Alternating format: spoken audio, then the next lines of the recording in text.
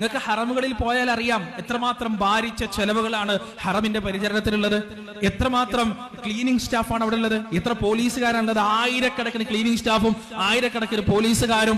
അവിടെ ഉപയോഗിക്കുന്ന ഇലക്ട്രിസിറ്റിക്ക് തന്നെ ഒരു ദിവസം എത്ര മില്യൺ റിയാൽ ചെലവ് വരും. ഈ ചെലവൊക്കെ തങ്ങളുടെ വരുമാനത്തിൽ നിന്നല്ലേ സൗദി ഗവൺമെന്റ് എടുക്കുന്നത്. അവർക്ക് ഇത്തരത്തിലുള്ള ഖബറുകൾ തട്ടിപ്പൊളിച്ചത് കൊണ്ട് കിട്ടുന്ന ഉപകാരം എന്താണ്? ഒരു കോമൺ സെൻസ് ഉണ്ടാവില്ല മനുഷ്യന് ചിന്തിക്കാനുള്ള ഒരു സാമാന്യ ബുദ്ധി ഉണ്ടാവുമല്ലോ. അതവിടെ നിലനിർത്തിയാൽ, അതിന്റെ പുറത്തൊരു ഭണ്ഡാരം വെച്ചു കൊടുത്താൽ ലോകത്തുള്ള മൾട്ടി ബില്യണേഴ്സ്, നമ്മുടെ നാട്ടിലുള്ള അല്ലറ ചില്ലറ പണക്കാരല്ല, ലോകത്ത് സെക്കൻഡുകളിൽ ബില്യൺ കണക്കിന് വരുമാനം വരുന്ന മൾട്ടി ബില്യണേഴ്സ് കടന്നു വരുന്ന സ്ഥലമാണിത്. ഇവിടങ്ങളിൽ പോയിക്കൊണ്ട് അവർ എന്തും കൊടുക്കാൻ തയ്യാറാവും. ആ ഭണ്ഡാരത്തിലേക്ക് എത്ര പണം വേണമെങ്കിലും, ഈ ഭണ്ഡാരങ്ങൾ മാറ്റാൻ വേണ്ടിയിട്ട് പ്രത്യേക സ്റ്റാഫിന് വേറെ ഉപയോഗിക്കേണ്ടി വരും. പക്ഷേ അവരത് ചെയ്തത് എന്തിനു വേണ്ടിയാണെന്നറിയോ പ്രിയപ്പെട്ടവരെ?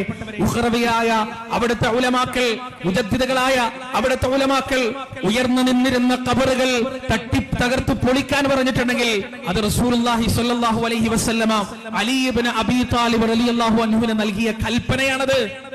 ആ കൽപ്പനയാണ് അവർ പൂർത്തീകരിച്ചത്. പ്രിയപ്പെട്ടവരെ, നിങ്ങളൊന്ന് ആലോചിച്ച് നോക്ക്. ഈ പറയുന്ന വിഭാഗങ്ങളുടെ കയ്യിലെങ്ങാനും ഹറമൈനിന്റെ അവകാശം, അതിന്റെ ഖിദ്മത്തിന്റെ അവകാശം കൊടുത്തിട്ടുണ്ടെങ്കിൽ എന്തായിരിക്കും അവസ്ഥ?